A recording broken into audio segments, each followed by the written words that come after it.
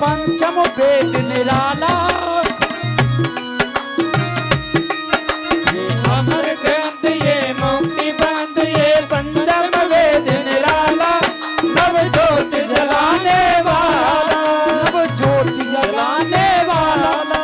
हरे नाम यही, हरे नाम यही, हरे नाम यही, जग मंगल है आरती। पापियों को पाप से है तारती, श्री भागवत भगवान की है आरती। पापियों को पाप से है तारती।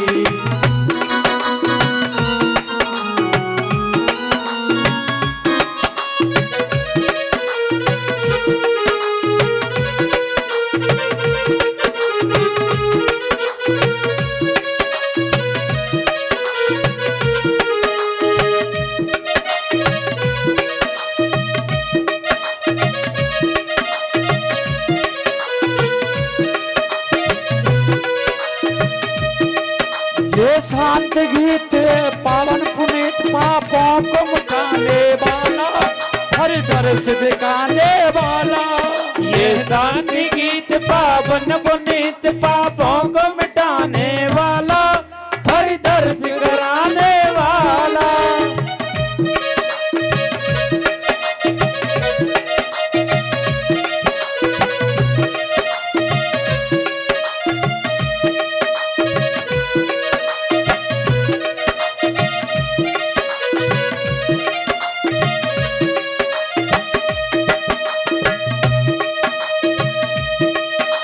शांत गीत पावन पुनीत पापों को मिटाने वाला, हर दर्श कराने वाला, हर दर्श कराने वाला। वो सुख करने जय दुख हरने श्री मधुसूदन की आरती। पापियों को पाप से है तारती, श्री भागवत भगवान की है आरती। पापियों को पाप से है तारती।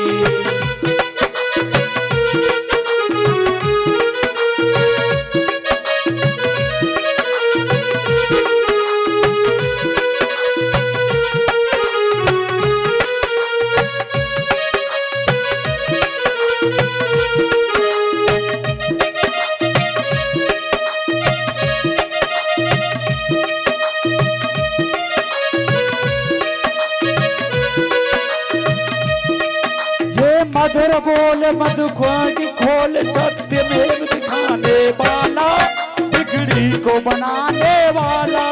ये मधुर बोल जगबंद बोल सन्मार्ग बताने वाला, बिगड़ी को बनाने वाला। श्री राम यही घनश्याम यही, श्याम यही घनश्याम यही, ये मार्ग बच्चों की आरती। पापियों को पाप से है तारती, भागवत भगवान की है आरती। पापियों को पाप से है तारती, भागवत भगवान की है आरती। पापियों को पाप से है तारती, भागवत भगवान की है आरती। पापियों को पाप से है तारती। बल बुधु विद्या देव मोहे, हरहु कलेश विकार।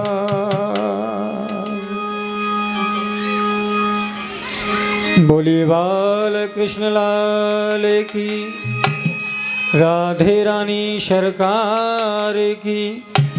श्रीमद् भागवत महापुराण की, शंकर भगवान की। श्री सुखदेव भगवान की जय, राजा रामचंद्र भगवान की जय। गंगा मैया की जय, यमुना मैया की जय। श्री सतगुरुदेव भगवान की जय। श्री बजरंगबली महाराज की जय। पृथ्वी माता की जय। गौ माता की जय बस्ती माता की जय अपने अपने माता पिता परात्पर अखिलेश्वर अकारण करुणा वर्णाले भक्तवांछा कल्पतरु तलुद्यति विनिंदित पीतांबरधारी भगवान श्री बालकृष्ण लाल की बांगमयी प्रतिमूर्ति श्रीमद् भागवत महापुराण। हे प्यारे प्रभु प्रेमियों, आज आपके गांव शालपुर में भगवान शंकर के पवित्र प्रांगण में आपकी पवित्र बस्ती शालपुर के सहयोग से हमारे हिंदू सनातन धर्म का सर्वोत्तम वेद, सर्व सम्मानीय, सर्व पूजनीय ग्रंथ जो साक्षात मेरे परमात्मा गोविंद के शरीर रूपी श्रीमद् भागवत कथा का शुभारंभ होने के लिए जा रहा है। आदर के योग बुजुर्ग, परम वंदनीय संत, सीता अनसुईया सावित्री जैसी इस पृथ्वी पर वास करने वाली हमारी माता एवं बहनें, प्यार करने के योग बच्चे एवं हमारे हम नौजवान साथी, सभी से हमारा विनम्र निवेदन है, सभी से हमारी विनती है, सभी से हमारा अनुग्रह है। अपने इस बड़े पवित्र सुंदर मांगलिक जीवन में से थोड़ा समय निकाल करके आप सभी पवित्र कथा प्रांगण में पधारें। अपने कमल रूपी कानों के माध्यम से श्रीमद् भागवत कथा को श्रवण कर अपने जीवन का परमानंद प्राप्त करने की कृपा करें। हे प्यारे प्रभु प्रेमियों, आज कथा का प्रथम दिवस, थोड़ी व्यस्तताएं बन जाती हैं, थोड़ा विलंब हो जाता है। आज धर्म यात्रा थोड़ी विलंब से निकली, शुभारंभ भी थोड़ा विलंब से चल रहा है, लेकिन हमारे वेद पुराण शास्त्रों की पद्धति के अनुसार कथा का शुभारंभ करना, संक्षिप्त रूप से महत्म करना एक नियम है। प्यारे भक्तों, ज्यादा भूमिका बनाने में हम समय नहीं लेंगे। क्यों? समय का बड़ा अभाव है, किसी के पास समय नहीं है, केवल टाइम की कमी है। आज के युग में आप पूरे संसार में नजर को उठा करके देख लो, तुम्हें किसी चीज की कोई कमी नहीं मिलेगी। अगर कमी मिलेगी तो सिर्फ एक ही कमी मिलेगी। बोले किसकी? टाइम नहीं है साहब, केवल टाइम नहीं, बाकी सब कुछ है। बस इसी को देखते हुए आज संक्षिप्त रूप से हम और आप सभी श्रीमद् भागवत ज्ञान यज्ञ अमृत वर्षा के महत्व की चर्चा करेंगे। बड़ी कृपा हुई मेरे गोविंद की, संतों का आशीर्वाद, बुजुर्गों का सुंदर आशीर्वाद, सभी भक्तों का सुंदर प्रेम, जो आपके पवित्र गांव शालपुर में आज श्रीमद् भागवत कथा का शुभारंभ हो रहा है। भक्तों, सामने एक महान मूर्ति बैठी है, संत भगवान के रूप में ये परीक्षित बने हुए हैं हमारी श्रीमद् भागवत कथा के, और संपूर्ण श्रेय परीक्षित को जाता है भागवत का। आप 7 दिन की भागवत में केवल परीक्षित को ही लक्ष्य समझेंगे। हमारी तुम्हारी मुक्ति कब होगी? बोले जब हम परीक्षित को सम्मान देंगे। हजारों गणमान्य संतों ने परीक्षित के पीछे बैठकर के भागवत को सुना। सुखदेव स्वामी के मुखारबिंद से सुखदेव स्वामी ने केवल एक राजा परीक्षित को कथा सुनाई थी। संतों ने तो परीक्षित के सहयोग से कथा सुनी थी। एक बात और बता दें, इस कलयुग के अंदर कमी किसी चीज की नहीं है किसी के पास, लेकिन शांति भी किसी के पास नहीं है। हर चीज होते हुए भी हम अशांत हैं। ये कलयुगी जीवों का सर्वश्रेष्ठ कर्म बन चुका है। जिनके पास करोड़ों की संपत्ति है लेकिन चैन उनको भी नहीं है, शांति उनको भी नहीं है। शांति कब मिलती है? शरीर पवित्र कब होता है?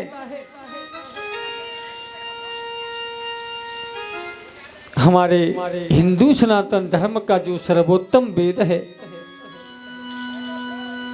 इस वेद का नाम है कल्परूपी वृक्ष। थोड़ा ध्यान से सुनना, कथा का शुभारंभ करेंगे। वेद जैसे एक कल्परूपी वृक्ष है। अब कोई भी वृक्ष जब होता है तो उसकी आकृति में कोई न कोई फल या फूल जरूर लगता है। थोड़ा ध्यान से सुनना, इस कल्परूपी वृक्ष की सुंदर पंक्तियों के अंदर, डालियों के अंदर एक बड़ा ही सुंदर फल परमात्मा गोविंद की कृपा से आप और हमारे लिए सुलभ हो गया। यही श्रीमद् भागवत कथा है। वेद रूपी कल्प वृक्ष पर लगा हुआ फल ही श्रीमद् भागवत कथा है। और एक अंदर की बात बताएं, दुनिया में कहीं सुख न मिले, कहीं शांति न मिले, मन कितना भी विचलित हो, तन में कितना भी बड़ा रोग लगा हुआ हो, आज पहले दिन घोषणा कर रहे हैं हम आपसे, शरीर में कितना भी बड़ा भयंकर रोग लगा हुआ हो, जिनके मन में अशांति हो, कोई भी जीवन को लेकर के दुख हो, पहले दिन से लेकर सप्तम दिवस तक नॉन स्टॉप नियम से श्रीमद् भागवत कथा सुन लो। ये मैं विश्वास देता हूं आपको जीवन में आराम विराम और विश्राम जरूर मिलेगा, सुख की प्राप्ति आपको जरूर होगी। क्यों? कलयुग में केवल श्रीमद् भागवत कथा ही एक ऐसा सुंदर मार्ग है जिसको केवल सुनने से हमारी हर मनोकामनाएं पूरी हो जाती हैं। और सुनो, श्रीमद् भागवत कथा सुनने से कितने लाभ हैं। बेरोजगारों को रोजगार मिलता है, निसंतान माताओं को संतान की प्राप्ति होती है, जिनके घर में कलह कलेश बना रहता है वो नष्ट हो जाता है, शरीर में लगा हुआ कुष्ठ रोग भी नष्ट हो जाता है। कोई भी ऐसा ताप नहीं है जो हम भागवत श्रवण करने के बाद उस ताप से मुक्ति न पा लें। आप सभी से मेरी यही विनती है, आप सबने बड़े प्रेम से, बड़ी श्रद्धा से एकजुट होकर के श्रीमद् भागवत कथा कराने का जो से संकल्प लिया है, इसमें आप सब अपने मयूर रूपी मन को प्रसन्न चित्त करते हुए तन मन धन सबसे सहयोग करना। क्यों? एक बात और बता दें, तन पवित्र सेवा किए, धन पवित्र कर दान, तन पवित्र होए हरि भजन सो होत त्रिविध कल्याण। तन की शुद्धि होती है बुजुर्गों की सेवा करने से, धन की शुद्धि होती है अपने ने सुंदर हाथों से अच्छी जगह पर दान करने से, और मन की पवित्रता होती है भगवान का भजन करने से। आप लोगों ने ये बहुत बड़ा सुंदर भार उठाया है, हर किसी के बस की नहीं है। भागवत कथा कराना हर किसी के बस की बात नहीं है इस कलयुग में। क्यों? पैसा देने वाले तो बहुत मिल जाते हैं, पैसा खर्च करने वाले बहुत मिल जाएंगे, लेकिन भगवान की भागवत कथा में सेवा देने वाले बहुत कम मिलते हैं। और याद रखना, पैसा देने वाले से ज्यादा महत्व सेवा देने वाले को मिलता है। अतिथियों का सम्मान करो, कोई व्यवस्था तो गड़बड़ नहीं हो रही है उसका विशेष ध्यान रखो। हमारे अतिथि आए हुए ब्राह्मणों को कोई किसी चीज की परेशानी या समस्या तो नहीं है, उनको तसल्ली दो। अतिथि देवो भव, जो तुम्हारे दरवाजे पर आता है अतिथि बन करके, वो परमात्मा का रूप होता है, उसकी सेवा करनी चाहिए। इसीलिए तन से भी सेवा करो भगवान की, मन से भी सेवा करो, और जहाँ तक बने अपने हाथों से पुण्य करने के लिए। और एक बात बताएं, आज जो ज्यादा पैसे वाले हैं इन्होंने पहले कभी दान किया होगा भगवान के चरणों में, तो इनको पैसे वाला बना दिया। अब तुम अपने हाथों से भगवान के लिए दान करोगे तो भगवान आगे आपको पैसे वाला बनाएगा। यहाँ बदला है संसार में, और कोई किसी की पूंजी नहीं है। ध्यान से सुनना, केवल बदला है। मैंने तुमसे राधे राधे कर लिया तो तुमने जवाब में राधे राधे बोल दिया। इस संपूर्ण संसार को चलाने वाला कौन है? संपूर्ण विश्व प्रपंच को जन्म देकर पालन करने वाला केवल एकमात्र मेरा गोविंद है। आरती में तुम लोग, अच्छा एक बात बताओ, अपने अपने घर में आरती कौन कौन करते हो? हाथ उठा के बताओ। आरती कौन कौन के घर में होती है? होती है? चलो कोई बात नहीं। वैसे आरती को जानते तो सभी लोग हैं, सब जानते हो। आरती में एक लाइन बड़ी सुंदर आती है, तेरा तुझको आरोपण क्या लागे मेरा। सब गाते हैं। भगवान के सामने खड़े होकर के कहते, प्रभु हमारा कुछ नहीं है, जो भी है सब तुम्हारा ही तो है। और लेकिन याद रखना, जैसे ही पीठ घूमती है भगवान की तरफ से, तो भगवान को भोग लगाने के लिए मम्मी ने बोल दिया, बेटा पहले ठाकुर जी को भोग लगाते उसके बाद रोटी खा लेना। तो लड़का क्या जवाब देता है, अरे तुम लगाती रही हो, बहुत जोड़ की भूख लगी है, पहले हमारा पेट भरो। जो भगवान हमको श्वास तक देता है, जो कण कण में समाया हुआ है, हम उसको कैसे भूल सकते हैं? उसको मत भूलो। श्रीमद् भागवत कथा साक्षात मेरे कन्हैया का शरीर है। 7 दिन केवल पांडाल में बैठकर सुनने से, ज्यादा कुछ करने की जरूरत नहीं है, केवल सुनने से हमारी हर मनोकामनाएं पूरी हो जाती है। ऐसा अद्भुत ग्रंथ आप लोगों के इस पवित्र ग्राम शालपुर में शुभारंभ हो रहा है। बोलिए भागवत भगवान की जय।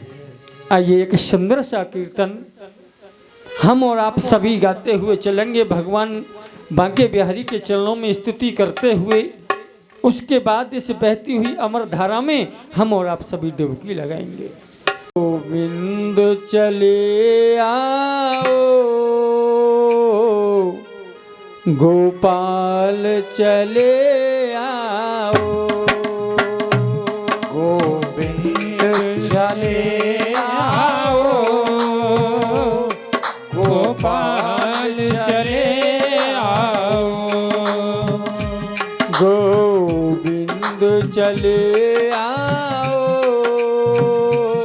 गोपाल चले आओ, गोविंद चले आओ, गोपाल चले आओ, गोविंद चले आओ,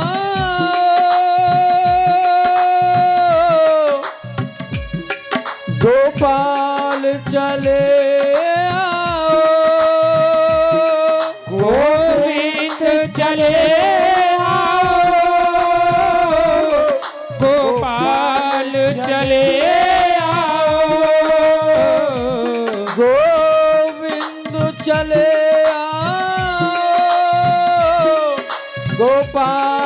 चले आओ, गोविंद चले आओ, गोपाल चले आओ, मेरे मुरलीधर माधव घन श्याम चले आओ, मेरे मुरलीधर माधव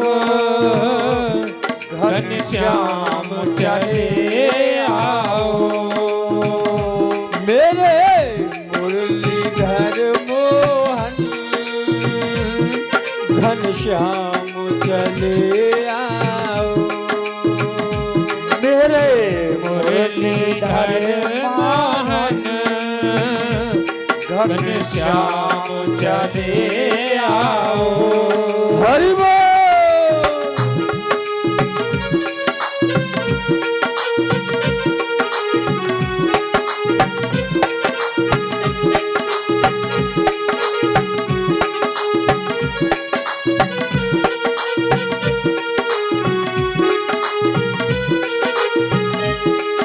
सभी से विनती है, बांके बिहारी का स्मरण करो हे नाथ। हम आपकी शरण में ही बांके बिहारी, हम तो आपके चरणों की धूल हैं। हमारी इस स्तुति को स्वीकार करते हुए हे वृंदावन के राजाओ, आज तुम्हारे नाम की श्रीमद् भागवत कथा का शुभारंभ हो रहा है। आप अपनी संपूर्ण शक्तियों के साथ आकर के यहाँ विराजमान हो जाओ माधव। दुनिया ने सताया है, बस तेरा सहारा है। ओ दुनिया ने सताया है, बस तेरा सहारा है। दुनिया ने सताया है, बस तेरा सहारा है। वो दुनिया ने सताया है, बस तेरा सहारा है। तेरी राह बहारू में, तेरी राह बहारू में मेरे अंगना चले आओ। तेरी राह बहारू में मेरे अंगना चले आओ। गोविंद चले आओ, गोपाल चले आओ, गोविंद चले आओ, गोपाल चले आओ। हरि बोल।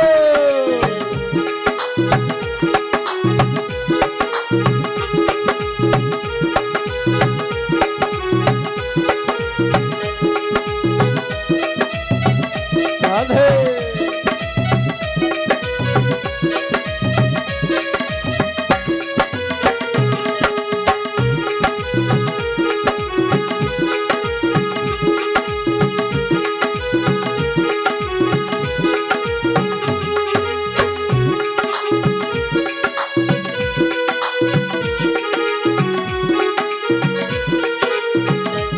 हे माधव,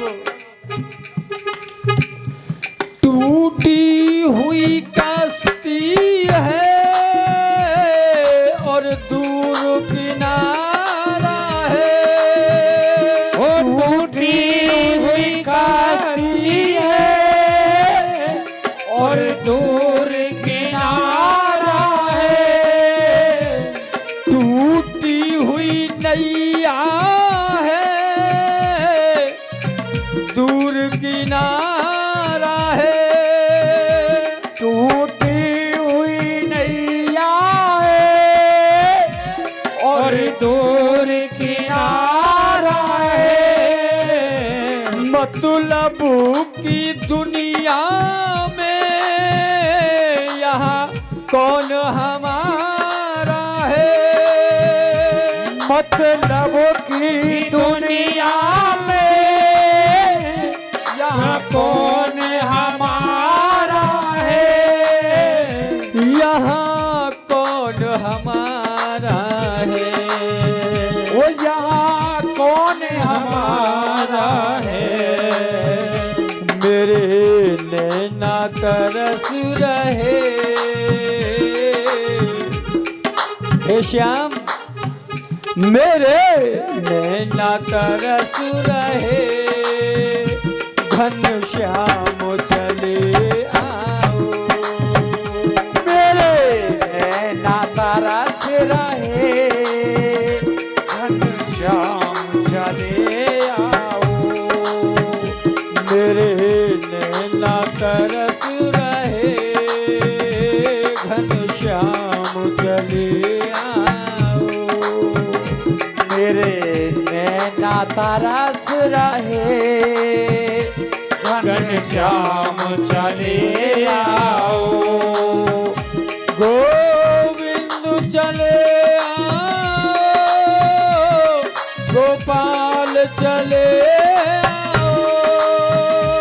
गोविंद चले आओ, गोपाल चले आओ। मेरे मुरलीधर मोहन, घन श्याम चले आओ। मेरे मुरलीधर मोहन, घनश्याम चले आओ। मेरे मुरलीधर माधव, घन श्याम चले आओ। मेरे मुरलीधर माधव, घनश्याम चले आओ। घन श्याम चले आओ। घनश्याम चले आओ। घन श्याम चले आओ। घनश्याम चले आओ। बोलिए वृंदावन बिहारी लाल की जय जय श्री राधे। प्यारे भक्तों, लिखा है श्रीमद् भागवत कथा में, बहुर जन्मे भाग्योदय समूर जतैन, सत्संग चलबते यदा वै। एक नहीं, अनंत जन्मों का पुण्य जब उदय होता है, तब ऐसे शुभ अवसर हमको प्राप्त हो पाते हैं। अनंत जन्मों का पुण्य उदय होता है। कितने बड़े बड़े भागी हैं आप और हम, जो हमें ऐसी अमर धारा में डुबकी लगाने का सुंदर अवसर मिल रहा है। कितनी बड़ी कृपा है गोविंद की हमारे तुम्हारे ऊपर। कितने बड़े बड़े भागी हैं हम लोग। भक्तों, ये जो जीवन मानव का मिलता है, बड़े सुंदर सत्कर्म करने के बाद मिलता है। सत्कर्म करने के बाद उसके उपरांत हमको भागवत कथा सुनने को मिल जाए तो हमारा कितना सौभाग्य है। ऐसे सुंदर अवसरों को कभी व्यर्थ नहीं जाने देना चाहिए। आइए इस कथा में प्रवेश करते हैं।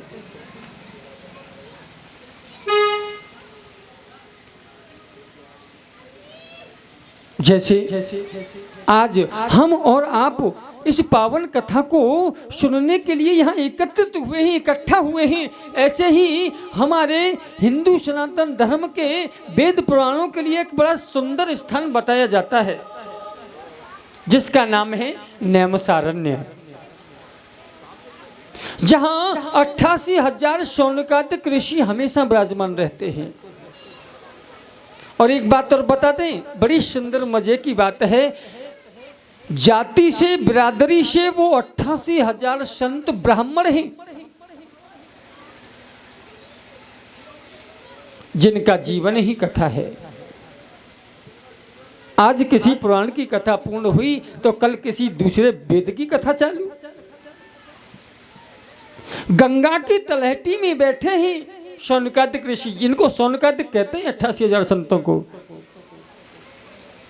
और याद रखना भक्तों, अब वे संत तो बड़ी लंबी आयु वाले हैं, कोई 1000 वर्ष के हैं, कोई 10,000 वर्ष के हैं, कोई लाख वर्ष के हो गए। आज अपनी नित्य व्रत क्रिया से निवृत्त होकर के जब संत जन एकत्रित मन को शांत करके बैठे थे, उसी समय उन मंडली के बीच में बिल्कुल एक युवा संत आया। ध्यान से सुनना। आपने देखा होगा आपके क्षेत्र में कहीं भी किसी भी विधायक साहब की स्टेज लग रही हो कि भाई यहाँ विधायक साहब आने वाले हैं, अब उस सभा में बुजुर्ग भी जाकर के बैठ जाते हैं। जैसे एक नेताजी का पदार्पण होना, सभा के अंदर सभी लोग खड़े होकर उनका सम्मान करते हैं, ठीक उसी प्रकार सूत जी को आया हुआ देखकर सभी संत खड़े हो गए, उनका सम्मान करने लगे। सूत जी ने दोनों हाथ जोड़े, चरणों में प्रणाम करते हुए संतों से कहा, मैं तो आपके परपोत्र यानी आपके नाती परनाती की आयु का हूं, आप इस तरह से मेरा सम्मान न किया करो, मुझे लज्जा लगती है, शर्म लगती है। देखिए कितना सुंदर जवाब दिया है संतों ने। इनको कहते हैं बुद्धिमान। आयु चाहे 100 वर्ष की हो जाए, अगर बुद्धि का विवेक 8 वर्ष के बच्चे के समान है तो वो विद्वान नहीं कहलाते हैं। 8 वर्ष के बच्चे में अगर विद्वानता है तो वो तो विद्वान माना ही जाएगा। संतों ने कितना सुंदर जवाब दिया है सूत जी से। धन वृद्धा, बल वृद्धा, आयु वृद्धा स्थितई बचो, ते सर्वे ज्ञान वर्धस्ते किंकराः शिष्य किंकरा। हे वेद व्यास के परम प्रिय शिष्य, हे सूत जी, कोई आयु में बड़े होते हैं, कोई धन में बड़े होते हैं, कोई बल में बड़े होते हैं, लेकिन पूजनीय और वंदनीय तो वही होता है जो ज्ञान में बड़ा होता है। बोलिए वृंदावन बिहारी लाल की। आज हमें कोई ऐसी पावन कथा सुनाओ जिस कथा के केवल श्रवण मात्र से कलियुगी जीवों का कल्याण हो जाए। देखिए कितना सुंदर प्रश्न कर रहे हैं। और कैसी हो कथा? बोले महाराज कथा सुने हम, भला हो संसार के लोगों का, ऐसी कथा सुनाओ। और कैसी हो कथा? बोले कृष्ण प्राप्ति शाश्वतम शुभम शुभम, जिस कथा के केवल श्रवण करने से हमें कन्हैया की प्राप्ति हो जाए, हमें गोविंद से मिलन हो जाए, ऐसी पावन कथा सुनाओ। कितना सुंदर प्रश्न किया है। और देखिए तुम्हारे शालपुर की जो पावन कथा है ना, ये लाइव टेलीकास्ट भी चल रही है। हमारा पूरा ऑल भारत यहाँ बैठे बैठे देख रहा है, सबको दिखाई दे रहे हैं। आप वास्तव में भक्त हैं भगवान के। जहाँ मेरे भगवान के परम प्रिय भक्त होते हैं वहीं भगवान की कथाएं होती हैं। जहाँ भक्तों का वास नहीं होता वहाँ भगवान की कथाओं की कोई पद्धति मान्य ही नहीं की जाती है। आप बड़े बड़भागी हैं शालपुर गांव के सभी भक्तगण, जिनकी लाइव टेलीकास्ट चल रहा है, जो पूरा भारत अपने घर बैठे देख रहा है।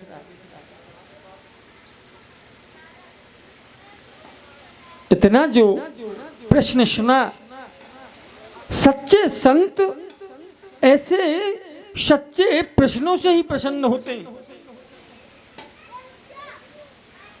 किसी रसिक संत के सामने जाकर के प्रश्न ये मत करो कि मेरे बेटा होगा कि नहीं। अच्छे संत से कभी ये प्रश्न नहीं करना चाहिए मेरे बेटे की नौकरी लगेगी कि नहीं, धन की वृद्धि होगी कि नहीं। ये प्रश्न तुमने किया है तो कोई प्रश्न नहीं है। अगर प्रश्न करना है महापुरुषों के सामने जाकर तो केवल एक ही प्रश्न करो, गोविंद मिलेगा कि नहीं। अगर ये प्रश्न आपने किया है तो ये सर्वोत्तम प्रश्न है, इससे बड़ा कोई प्रश्न होता ही नहीं है। ऐसा सुंदर जो प्रश्न सुना, परम आदरणीय महाराज सूत जी गदगद हो गए, मंचासीन हो गए, विराजमान हो गए मंच पर और सुंदर पावन कथा का श्रवण संतों को कराने लगे। और देखिए कितनी सुंदर युगल भाषा में बोले हैं। सूत जी ने कहा, संतों मैं इस काबिल तो नहीं हूं, लेकिन आप जब मेरे से कुछ प्रयास किए हुए बैठे हो तो मैं भी कोशिश करूंगा, प्रयास करूंगा। ऐसी मन भावन कथा आपको सुनाई जाए जो आपके तन का, मन का जो मैल है उसको साफ कर दे, आपका ये संपूर्ण शरीर, आपके संपूर्ण जीवन को मंगलमय की ओर ले जाए। ऐसी पावन कथा मैं तुम्हें वो कथा सुनाने जा रहा हूं जिस कथा को सुनने के लिए कभी कभी देवता लोग भी वंचित रह जाते हैं। देखो ना, सुखदेव स्वामी सुखताल क्षेत्र में राजा परीक्षित को लक्ष्य बनाकर श्रीमद् भागवत कथा सुना रहे थे। हजारों गणमान्य संत पीछे बैठे थे। स्वर्ग से देवता लोग अमृत का कलश लेकर के आए, सामने कलश रख दिया, हाथ जोड़कर के प्रश्न किया, हे गुरुजी, जो अमृत पान तुम राजा परीक्षित को करा रहे हो, इस भागवत अमृत का पान आप हमें करा दीजिए, इसके बदले में ये स्वर्ग का अमृत राजा परीक्षित को पिला दीजिए। अमृत को, स्वर्ग का जो अमृत है, इसका पान करते ही राजा परीक्षित को संत के श्राप से मुक्ति मिल जाएगी और हमें संसार के लोगों से मुक्ति मिल जाएगी, संसार के भय से मुक्ति मिल जाएगी। भगवान सुखदेव स्वामी की आंखों में आंसू आ गए और जवाब दिया, हे देवताओं, भागवत अमृत की तुलना तुमने जो स्वर्ग के अमृत से करी है ये मुझे कुछ अच्छा नहीं लगा। देखो तो क्या ये अमृत है? ये कभी कभी देवता लोग भी वंचित रह जाते हैं। अरे ये तो वो अमृत है जो करोड़ों जन्मों की तपस्या के बाद एक पल के लिए भी मिल जाए तो हमारे करोड़ों जन्म सफल हो जाते हैं। ये तो वो अमृत है, भागवत अमृत। लेकिन लोग इस कलियुगी प्रशासन में बहिर्मुखी ज्यादा बन चुके हैं। भगवान पर भरोसा नहीं रहा है लोगों को। संसार के मतलबी लोगों पर तो हम विश्वास कर लेते हैं, जो कुछ लेकर ही हमें कुछ देंगे। बताओ ईमानदारी से, ये बात सत्य है? ये संसार क्या है? एक मतलब है, मतलब की दुनिया है। यहाँ के माता पिता का भी कोई स्वार्थ संतान से होता है और संतान का स्वार्थ भी माता पिता से होता है। इन्हीं लोगों पर तो हम विश्वास कर लेते हैं, लेकिन जो जगत पिता है, जो हमसे बदले में कुछ मांगता भी नहीं है, इस संपूर्ण संसार को मेरे गोविंद ने किसके लिए बनाया है? जवाब दो, बताओ, किसके लिए बनाया है? ये हमारे तुम्हारे लिए ही तो बनाया है प्रभु ने। और क्या नहीं देता है वो? हर समय पर हर जरूरत को पूरा करता है। लेकिन याद रखना, जब हम भगवान के सामने खड़े होकर पूजा करते हैं, हाथ जोड़ करके भगवान से हम करोड़ों में मांगते हैं, करोड़ों में। बताओ, मांगते नहीं मांगते? हाँ या ना? और जब भगवान को देने की बारी हमारी आती है तो हम खुला रुपया ढूंढते हैं। कितनी बड़ी बेईमानी करते हैं हम लोग, बताओ। जो हमको अरबों की दौलत दे रहा है, जिसने संपूर्ण विश्व प्रपंच हमें दे दिया, यहां तक है कि मिट्टी से लेकर के स्वर्ण सोने तक जितने भी पदार्थ हैं वो सब हमारे तुम्हारे लिए ही तो हैं। बताओ और किसके लिए हैं? हमारे तुम्हारे लिए ही तो हैं। उसने सब कुछ हमें दे दिया, लेकिन फिर भी हम उसके ऊपर भरोसा नहीं करते हैं। सबसे बड़ी भूल, सबसे बड़ी गलती इंसान यही करता है जो भगवान को भूल जाता है। शिवत जी महाराज ने सुंदर शुभारंभ कर दिया पावन कथा का। आज प्रथम दिवस थोड़ा संक्षिप्त में महत्व को लेकर के चलेंगे। वो कथा मैं आपको सुनाने जा रहा हूं। 7 दिन के बाद राजा परीक्षित को मुक्ति मिल गई। भगवान नारायण के स्वरूप जैसा चतुर्भुज रूप धारण करके विमान में बैठ करके स्वर्ग को जा रहा था परीक्षित। ब्रह्मा ने देखा, देवताओं से पूछा, अरे भाई ये विमान किसका जा रहा है? बोले राजा परीक्षित 7 दिन नियम से भागवत सुनी है। ब्रह्मा ने कहा, केवल 7 दिन भागवत सुनने से मुक्ति?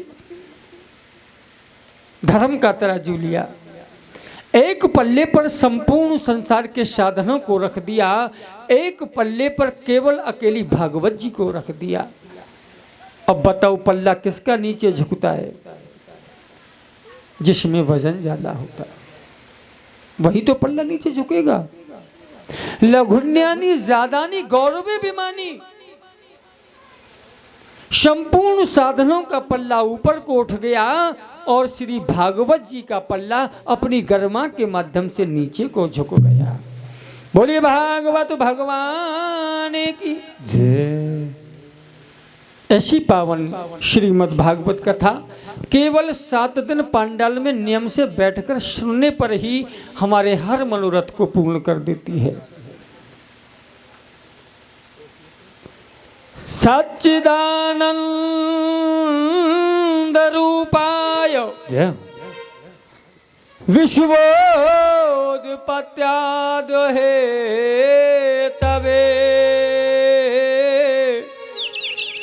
तापत्रय विनाशाय श्री कृष्णाय वयं नमः। भगवान जो नारायण हैं, जिन्होंने हर समय समय पर नर रूप धारण करके पृथ्वी का भार हरण किया है, ऐसे परमात्मा गोविंद के सुंदर नामों की व्याख्या कर रहे हैं, परिभाषा बता रहे हैं। और देखिए सबसे पहला सुंदर नाम मेरे परमात्मा का बता रहे हैं, सत्य हैं वो।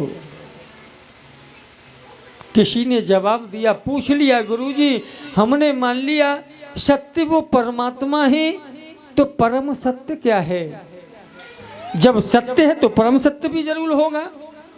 जैसे कि अच्छे के साथ में बुरे का होना बहुत जरूरी है, अंधकार के साथ में प्रकाश का होना जैसे बहुत जरूरी है, दिन के बाद में जैसे रात का होना बहुत जरूरी है, ऐसे ही सत्य और परम सत्य, इसमें कुछ तो अंतर जरूर होगा गुरुजी।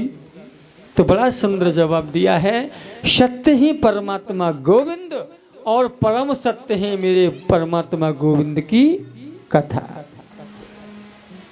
गोस्वामी तुलसीदास लिख रहे हैं रामचरितमानस में। और एक बात बता दें, जब भी भागवत में रामचरितमानस की चौपाई बोली जाए, अपनी वाणी से तुम जरूर बोलना, अपने हाथों से मीठी मीठी तालियां जरूर बजाना। क्यों? रामचरितमानस एक अपने आप में ऐसा अद्भुत ग्रंथ है, रामायण शतकोट अपारा। 70% भागवत जी के अंदर राम कथा है। थोड़ा ध्यान से सुनना। लेकिन आजकल के जो कवि लोग हैं वो अपनी कविताओं को ज़्यादा डाल देते हैं, वो शास्त्रों की कविताओं को बहुत थोड़ा सुनाते हैं। इसीलिए मेरा तो मन ये है, मैं आप लोगों को जैसे भी रिझाऊं, आपको मेरी जो सेवा पसंद आए मैं उस सेवा को करने के लिए तैयार हूँ, लेकिन मेरी सेवा से आप सभी लोग प्रसन्न रहना, खुश रहना। अगर बाई द वे कोई बात समझ में कम आए तो मेरे से एक बार जरूर अवगत करा देना, व्यास जी हमको तुम्हारी ये चीज़ प्रिय लगती है और ये चीज़ अप्रिय लगती है, जिससे कि मुझे भी आगे रास्ता क्लियर दिखाई दे, मैं भी आपके मन को जीतने का प्रयास करूं, आपको सुंदर सुंदर पावन कथा सुनाने का प्रयास करूं। गोस्वामी तुलसीदास लिख रहे हैं रामचरितमानस में, धर्मन दूसर सत्य समान,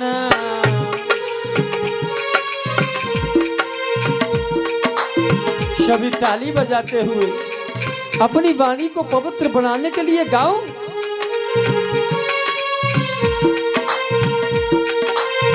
धर्मन दूसर सत्य समान, धर्मन दूसर सत्य समान, आगम निगम पुराण बखाना, आगम निगम पुराण बखाना, आगम निगम पुराण बखाना, आगम निगम पुराण बखाना। सीताराम हरे राम हरे, राजा राम हरे, ओ राजा राम हरे, बोलो राम हरे, राम हरे, मंगल भवन अमंगल हारी, मंगल भवन अमंगल हारी, द्रवय सुदशरथ अजिरु बिहारी, द्रवय सुदशरथ अजिरु बिहारी। बोलिए आनंद कंद भगवान की जय। जय श्री राधे। पहला नाम बता रहे हैं सत्य हैं वो, दूसरा नाम है चित माने प्रकाश, जिसको कभी किसी से प्रकाश उधार लेने की जरूरत नहीं पड़ती। आप अपने घर में बैठे हों, कोई ग्रंथ पढ़ रहे हैं या कोई कविता लिख रहे हैं, कोई भजन लिख रहे हैं और बत्ती चली जाए तो आपको किस चीज़ की जरूरत पड़ेगी? जवाब दो, प्रकाश की, उजाले की जरूरत पड़ेगी ना।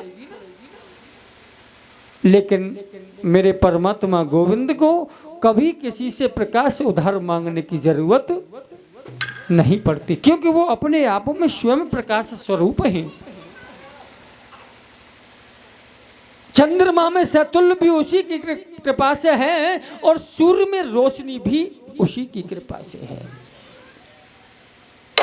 बगिया के अंदर चले जाओ तो मैं नाना प्रकार के फूल खिले हुए मिलेंगे। अब कोई माली अपने फूलों की पंक्तियों में रंग भरता तो देखा नहीं है किसी ने। वो तरह तरह के, वही रूप मेरे परमात्मा का है। तीसरी बात बड़ी सुंदर बता रहे हैं, आनंद है वो। गोस्वामी तुलसीदास रामचरितमानस में लिख रहे हैं, दैहिक दैविको भौतिक तापा, राम राज्य काहू नहीं व्यापा। जब जब परमात्मा नर रूप धारण करके पृथ्वी पर आ जाते हैं, उनके शासन में किसी भी जीव को कभी कोई कष्ट उठाने की आवश्यकता ही नहीं पड़ती। जो आनंद सिंधु सुख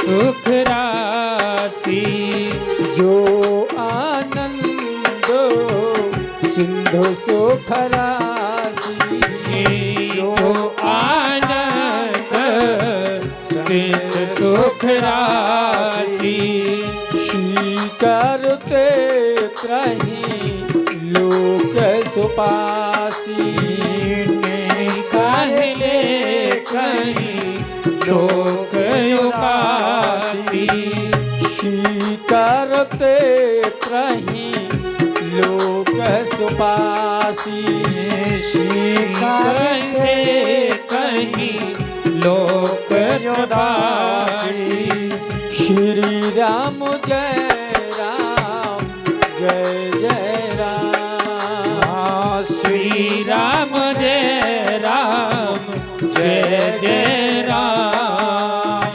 श्री राम जय राम जय जय राम श्री राम जय राम जय जय राम बोलिए आनंद कंद भगवान की जय।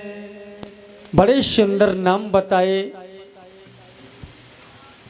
सच्चिदानंद रूपाय, ऐसे सुंदर जिनके नाम हैं, अपने आप में वो कितने सुंदर होंगे। जिनके केवल जरा सा गंभीर होने पर सृष्टि का सृजन हो जाता है। वो जरा सा मुस्कुराता है तो सृष्टि का पालन हो जाता है। और जब वो अपनी भ्रगुटी को जरा भी टेढ़ी कर लेता है तो महाप्रलयकालीन समुद्र में हम संपूर्ण त्रिलोकी के साथ में डूब जाते हैं। विश्व की उत्पत्ति, पालन और लय का हेतु केवल मेरा गोविंद है। याद रखना, ऐसे परमात्मा गोविंद के चरणों में तापत्रोन्मूलनम, जिनके केवल नाम स्मरण करने से तीनों प्रकार के ताप नष्ट हो जाते हैं। आध्यात्मिक ताप यदि है, आद भौतिक ताप यदि है, आद दैविक ताप यदि है, कोई भी ताप मेरे परमात्मा गोविंद के नाम के सामने रुक नहीं पाता। ऐसे भगवान कृष्ण को मैं नहीं, हम नहीं, जितने भी हैं जीव सभी वयम नुमहे उनके चरणों में प्रणाम करते हैं, वंदन करते हैं। बोली भक्तवत्सल भगवान की जय जय श्री राम। एक बार अब देखिए, थोड़ा समय के अभाव को देखते हुए संक्षिप्त रूप से हम महत्व की ओर चलते हैं। शिव जी महाराज मंचासीन हैं, आगे संपूर्ण 88,000 संत श्रोता के रूप में बैठ गए। अब महत्व माने महिमा। जैसे कि आपके गांव के कोई नेताजी हैं, अच्छे भले इंसान हैं, जिन्होंने बड़े अच्छे कर्म किए हैं। अब किसी दूसरे गांव में जाकर के उनकी पहचान तुम जब बताओगे तो उनकी महिमा गाओगे, तब उनकी पहचान बताएगी। आप कैसे हैं, आपके बारे में जब मुझे तुम बताओगे तभी तो पता चलेगा तुम कैसे हो। भागवत की महिमा, किन किन लोगों ने किन किन अवसरों पर भागवत को श्रवण करके अपने जीवन का परमानंद प्राप्त किया, वो महिमा सुना रहे हैं।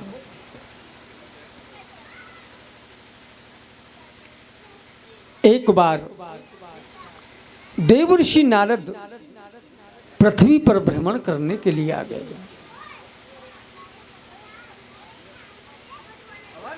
संपूर्ण क्षेत्र में घूमे, लेकिन उसके बाद जब वो जाने लगे, वापस होने लगे, तो बद्रीनाथ धाम के सामने से जा रहे थे।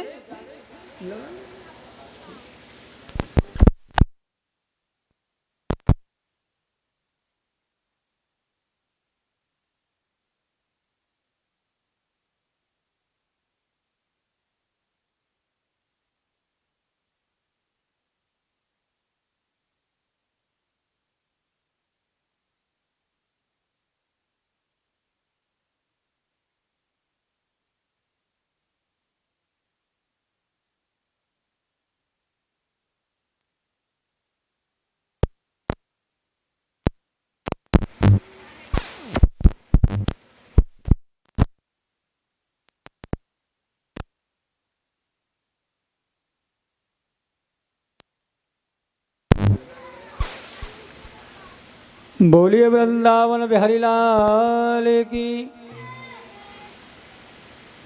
बद्रीनाथ धाम के जब सामने से जाने लगे तो चारों भाई बद्रीनाथ में बैठे थे। शनक, सनातन, सनंदन, सनत कुमार। जो चारों भाइयों ने नारद मुनि को जाते हुए देखा तो हाथ का झाला देकर के पास में बुला लिया। अरे चिंतातुरो भगवान, आपके मुख को देखकर तो रोने वाला भी हंस जाता है। नारद जी, आप किस चिंता में व्याप्त हैं? आपको कौन सी चिंता सता रही है? कहां से आए, कहां जा रहे हैं? अरे कुछ तो बताओ। हाथ जोड़ लिए देव ऋषि नारद ने।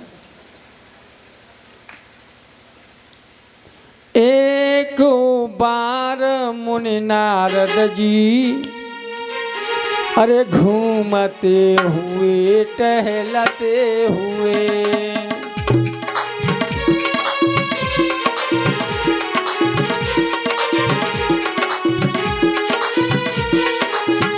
याद रखना,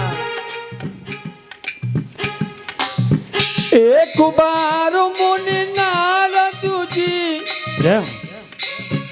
घूमते हुए टहलते हुए यो मृत्य लोक में आ पहुँचे श्री नारायण गुण गाते हुए।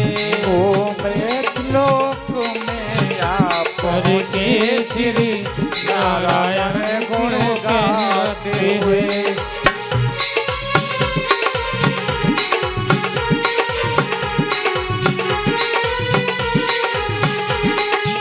जैसे ही देव ऋषि नारद पृथ्वी पर आए हैं, सारी पृथ्वी को घूम करके देखा।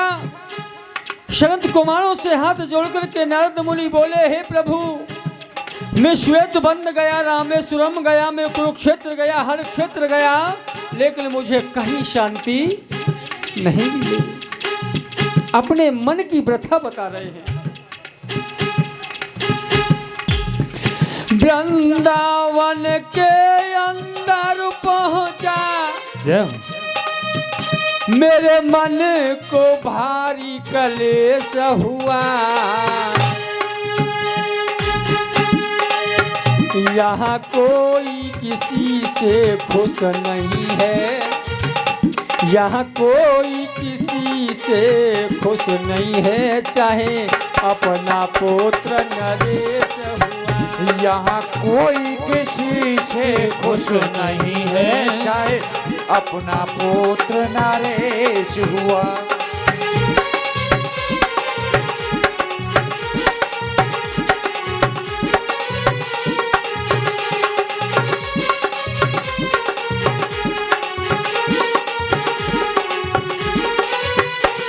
बोलिए आनंद कंदो भगवान की जय।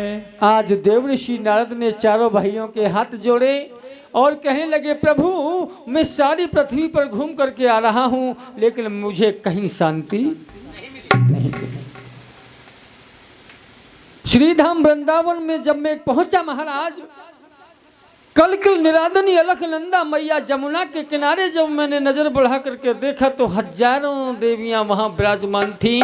उनके बीच में भक्ति माता भी बैठी थी। भक्ति माता के दो पुत्र हैं, ज्ञान और वैराग्य, जो बिल्कुल अचेत अवस्था में पड़े हैं। कौतूहल बस में उनके पास गया, मैंने हाथ जोड़कर भक्ति माता के दुख का कारण पूछा तो भक्ति माता ने कहा, हे नारद, सबसे बड़े दुख की बात माता पिता को और क्या हो सकती है। और याद रखना, हर युग में अगर माता पिता को रुलाया है तो वो अपनी संतान ही रुलाती है, बाकी किसी की हिम्मत नहीं है जो किसी की आंख में एक आंसू भी बुला दे। संतान का दुख माता पिता को सबसे ज्यादा होता है। मैया जवान बनी रही, संतान बूढ़ी हो जाए तो ये माता पिता को दुख की बात नहीं तो और क्या खुशी की बात होगी। मेरे पुत्र ज्ञान वैराग्य ये बूढ़े हो चुके हैं और मैं अभी युवती बनी हुई हूँ। हे नारद, मेरे कलेश का यही कारण है। तो देव ऋषि नारद ने कहा, माँ मेरे लिए कोई सेवा? बोले, मैं किसी को सेवा नहीं बताती हूँ, अगर जो भी समस्या का समाधान हो आप कर सकते हैं। नारद मुनि ने बहुत प्रयास किया ज्ञान वैराग्य का बुढ़ापा दूर करने के लिए। वेद पढ़ा, वेदांत पढ़ा, जब तक गीता का पाठ करते हैं कान में तो ज्ञान वैराग्य युवक यानी जवान होते जाते हैं, और जब विराम दे देते हैं कथा को तो वो अचेत होकर के फिर वृद्ध होकर गिर जाते हैं। मैं जब निष्फल हो गया महाराज, आकाशवाणी हुई, हे नारद, भक्ति माता के दुख को दूर करना चाहते हो तो कोई सत्कर्म करो। अब वो सत्कर्म क्या है प्रभु, यही जानने के लिए मैं आपके श्री चरण कमलों में आया हूं। मुस्कुराने लगे ही सनत कुमार, और देखिए कितना सुंदर जवाब दे रहे हैं। सत्कर्मो सूचकम नूनम ज्ञान यज्ञम स्मृतम बुधई सुखो गीता सुखादत। हे नारद, जिस सत्कर्म के लिए आकाशवाणी ने बोला है वो सत्कर्म तो केवल श्रीमद् भागवत ज्ञान यज्ञ है। नारद मुनि ने कहा, महाराज मैंने गीता का पाठ किया, वेद वेदांत पढ़े, गीता पाठे न मुहुर्मुहु, बार बार गीता का पाठ करने पर भी ज्ञान वैराग्य का बुढ़ापा दूर नहीं हुआ, तो केवल भागवत जी से क्या होगा। तो यहाँ पर सनत कुमारों ने बड़े सुंदर तरह से समझाया। नारद, परमात्मा गोविंद इस पृथ्वी पर मानव रूप धारण करके आए, 125 वर्ष तक इस पावन भूमि पर रहे, जमकर के धर्म की रक्षा की। जब जाने का समय पूर्ण हो गया, कन्हैया जाने लगे, तो अंत में उद्धव जी ने आकर के चरण पकड़ लिए, हाथ जोड़ करके पूछा, है माधव हम तुम्हारे बगैर जिंदा नहीं रह सकते, आप हमें छोड़ के मत जाओ। कन्हैया ने जवाब दिया, वैसे तो न मैं कभी आता हूं न कभी जाता हूं, क्योंकि गोस्वामी तुलसीदास ने भी रामचरितमानस में एक बड़ी सुंदर चौपाई लिखी है, शायद आप सभी लोग जानते हैं। सभी गाओ ना हमारे साथ, बोलो राम सिया राम जय जय राम, राम सिया राम जय जय राम, राम सिया राम जय जय राम, राम सिया राम जय जय राम। ओ हर व्यापको शरो वात्रो समाना, प्रेम से प्रगट हो ही में जाना। राम सिया राम जय जय राम, राम सिया राम जय जय राम। ओ मंगल भुवन अमंगल हारी, द्रवय सुदस रथ अजीरो बिहारी। राम सिया राम जय जय राम, राम सिया राम जय जय राम। बोलिए आनंद कंद भगवान की जय। भगवान कन्हैया कहते हैं, हे उद्धव, मैं कोई भी पृथ्वी का कण ऐसा खाली नहीं है जहां मेरा वास न हो, लेकिन प्रत्यक्ष रूप से मुझे देखने का जहां तक प्रश्न है, हे उद्धव, मैं कलयुगी लोगों के लिए ये संकेत छोड़ रहा हूं, आज के बाद हम श्रीमद् भागवत कथा में समा जाएंगे। कलयुग के लोग जो भी निष्ठा से भागवत कथा कराएगा, जो भागवत कथा को पांडाल में बैठकर 7 दिन नियम से श्रवण करेगा, मैं उसके हृदय में वास करूंगा।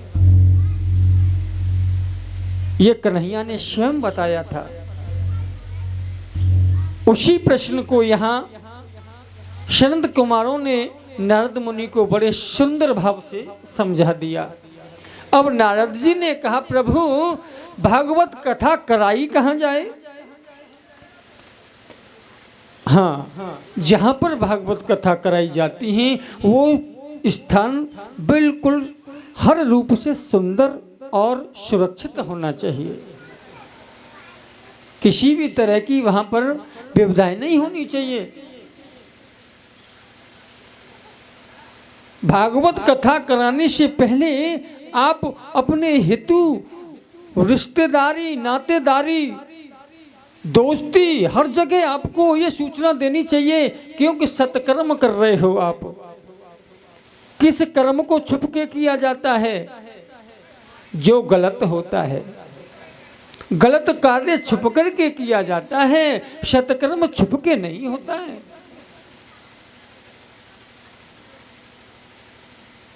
सनत कुमारों ने कहा, कलकल निरादनी अलखनंदा माता गंगा के सुंदर तट पर हमारी समझ से ये सुंदर भागवत का आयोजन अच्छा रहेगा। हरिद्वार के पास में एक आनंद नाम का तट है, जहां पर एक बड़ा सुंदर स्थान है, बड़े बड़े विशाल वृक्ष हैं, उनके बड़े बड़े सुंदर विशाल चबूतरे बने हुए हैं। मंच बनाने की में भी ज़्यादा आपको परेशानी नहीं उठानी पड़ेगी। बिछायत की भी जरूरत नहीं है, क्योंकि ठंडी वालू का वहां पर है, सभी संत आकर के बैठ जाएंगे। ऊपर चांदनी लगाने की भी आवश्यकता नहीं है। क्यों? बड़े विशाल वृक्ष हैं, अपनी छाया दे रहे हैं। माता भक्ति को निमंत्रण दिया गया, हे माँ थोड़ी आप ऊपर चल करके आओ, हम थोड़ा नीचे उतर करके आए। वृंदावन थोड़ा नीचाई पर है, बद्रीनाथ धाम थोड़ा ऊंचाई पर है, और इन दोनों के बिल्कुल बीच में जो जगह है वो है हरिद्वार। 3 आसन बिछाए नारद ने ज्ञान, वैराग्य और भक्ति माता के लिए। सनत कुमारों को हाथ जोड़ करके प्रार्थना की, हे प्रभु आप ही मंच पर वक्ता बनकर के विराजमान हो जाएं, आपके मुखारबिंद से ही हम कथा को श्रवण कर लेंगे। जैसे हमारी इस पावन कथा में भगवान संत मुख्य यजमान परीक्षित के रूप में बैठे हैं, ठीक वैसे ही हरिद्वार में जब कथा शुभारंभ हुई तो देव ऋषि नारद मुख्य यजमान के रूप में बैठ गए। और यहाँ तक लिखा है भागवत में, जैसे जैसे ये पता चला है आनंद नाम के तट पर भागवत कथा का आयोजन प्रारंभ हो गया, तो बड़े बड़े दूर दराज से चलते हुए संत, वेद, वेदांत, उपनिषदों के मंत्र, सभी मूर्तिमान संत बनकर के वहां विराजमान हो गए। वेद भी कथा को सुनने के लिए आते हैं। याद रखना, आपके यहाँ आज श्रीमद् भागवत कथा का शुभारंभ हुआ है 30 जनवरी सन 2023 शालपुर में। आज इसी वक्त जब भागवत प्रारंभ हुई, उसी वक्त मेरे परमात्मा गोविंद अपनी संपूर्ण शक्तियों के साथ यहाँ आकर के बैठ गए हैं। जब तक यहाँ कथा चलेगी 7 दिन, तब तक कोई भी अपने मन में ये विचार मत लाना कि ये कोई खाली जगह है। ये साक्षात वैकुंठ बन चुका है, और ज़्यादा नहीं तो कम से कम 7 दिन तो यहाँ कन्हैया की कृपा से वैकुंठ रहेगा। उसके बाद आप लोगों की मर्जी है इसको कुछ भी बनाना। वैसे भी मेरे भगवान भूतनाथ भुवनेश्वर भोले बाबा पधारे हुए हैं यहाँ, कोई दुष्कृति तो यहाँ आ नहीं सकती है। लेकिन फिर भी आप लोगों को विश्वास कब होता है? जब आंखों से हम देख लेते हैं कोई चीज। क्यों जी? कोई चीज जब हम आंखों से देखते हैं तभी तो विश्वास होता है। जिनको आजमाइश करनी हो, आज पहले दिन हम घोषणा कर रहे हैं, किसी भी बारे में आपको जानकारी लेनी है या आजमाइश करनी है तो आज के समेत 7 दिन तक, और बल्कि 8 दिन तक, जब तक तुम्हारे यहाँ ब्रह्म भोज यानी भंडारा ना हो, तब तक इन 8 दिनों में कोई भी कुछ भी आजमा के देख सकता है, सबके लिए छूट है। क्योंकि मेरे परमात्मा बांके बिहारी बड़े दयालु हैं। अपनी कथा को शुभारंभ होने से पहले वे स्वयं आकर के बैठ जाते हैं। मुझे विश्वास है, उनके ऊपर भरोसा है। बोलिए वृंदावन बिहारी लाल की जय। आज कथा का शुभारंभ हो गया। देव ऋषि नारद हाथ जोड़ करके खड़े हो गए, सनत कुमारों से प्रश्न कर दिया, गुरुजी कुछ पूछने का मन है। सनत कुमारों ने कहा, और एक बात और बता दें, जहां पर भागवत कथाएं होती हैं, प्रवक्ता से श्रोता कोई भी प्रश्न कर सकते हैं। कोई बात समझ में कम आए पूछ सकते हैं, ये हक होता है। पर्ची के माध्यम से कैसे भी कोई भी समस्या है वो पूछ सकते हैं, होना भी चाहिए। हर समस्या का समाधान होना भी चाहिए। हे गुरुजी, जिसने अपने जीवन में कोई अच्छा कर्म न किया हो, जिसके जीवन में कोई अच्छा कर्म करने का विचार भी ना आया हो,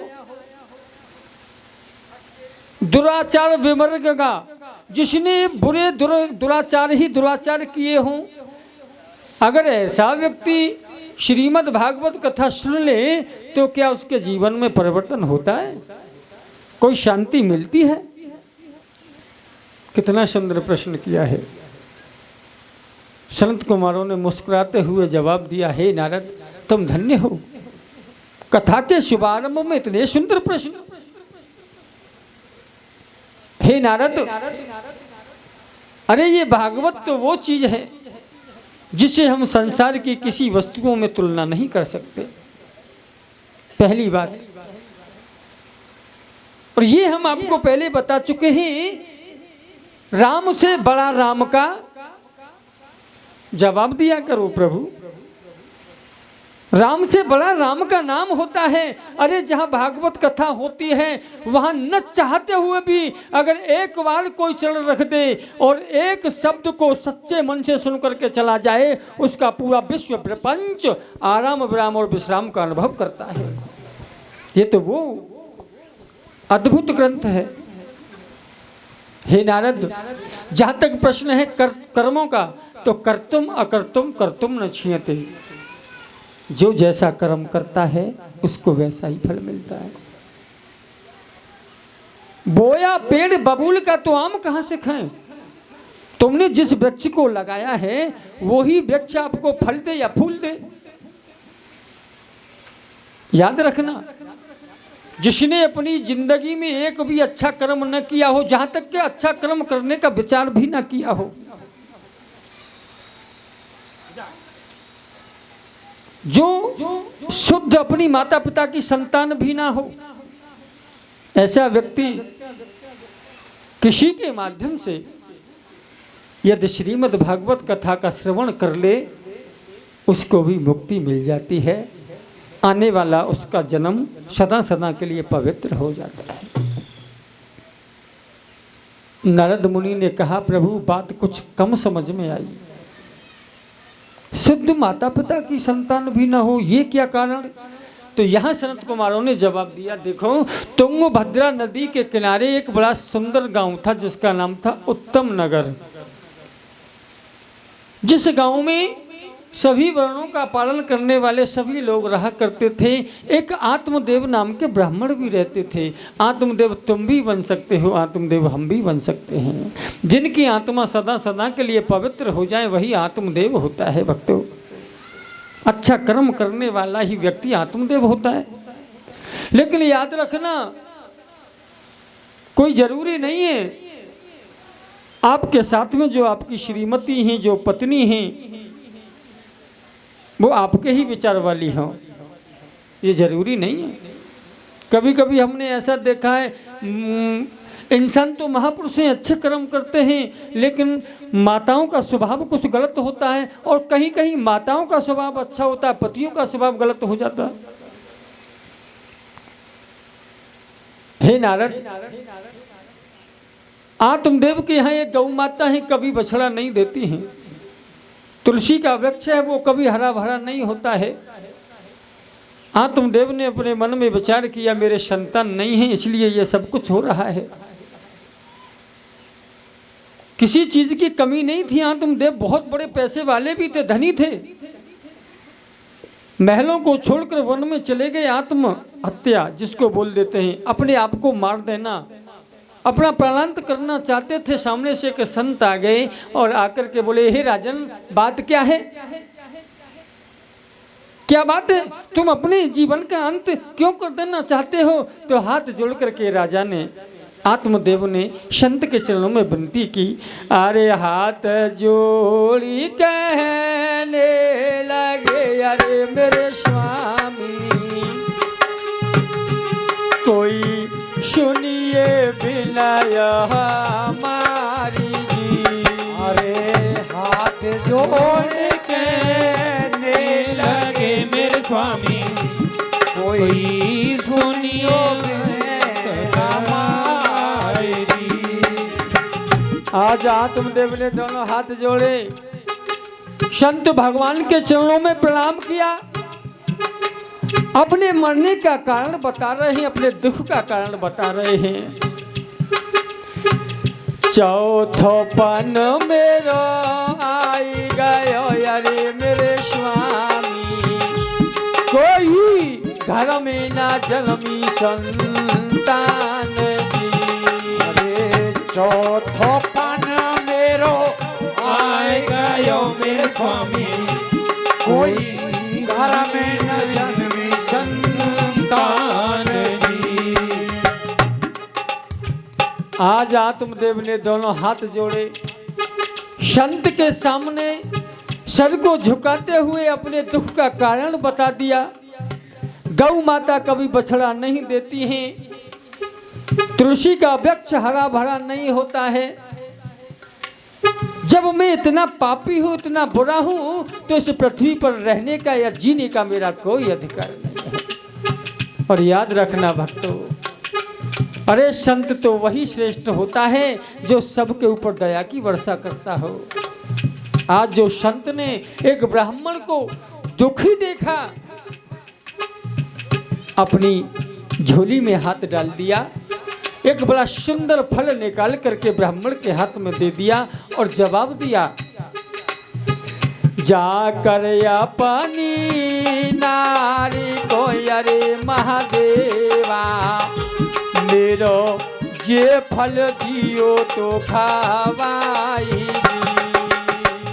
जाकर अपने नारी को महादेवा, कोई ये फल दियो तो खावाए जी। अरे गोविंद की महिमा सर, अरे ब्राह्मण जी, तेरे घर में जन्म गोला।